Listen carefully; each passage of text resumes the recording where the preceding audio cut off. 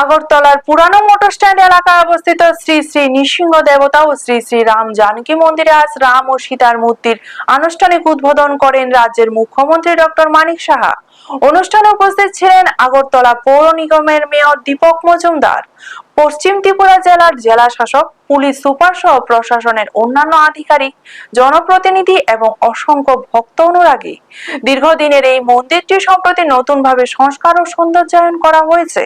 আধুনিক ও আকর্ষণীয় রূপে সাজিয়ে তোলার পর আজ আনুষ্ঠানিকভাবে রাম ও সীতার নতুন মূর্তি প্রতিষ্ঠা উদ্বোধন করা হয়। উদ্বোধনের পর মন্দির প্রাঙ্গণে ধর্মীয় আচার অনুষ্ঠান ও পূজার আয়োজন করা হয়। এদিন ভক্তদের উল্লেখযোগ্য উপস্থিতিতে গোটা এলাকা উৎসবমুখর হয়ে ওঠে। ব্যুরো রিপোর্ট, নিউজ তৎকাল 24। রামচন্দ্রের মন্দির এবং আমাদের লক্ষণ সীতা তাদের মূর্তি এখানে স্থাপন হলো, সঙ্গে আমাদের হনুমানজিও রয়েছে।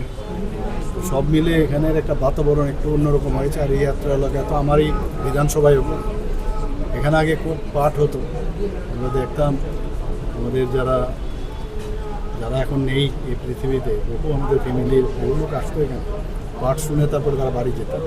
মাঝে মাঝে ছোটোবেলায় আমরা আসতাম, এসে ওনাদেরকে নিয়ে যেতাম। এরকমও একটা ঘটনা আমার এখনও মনে পড়ছে।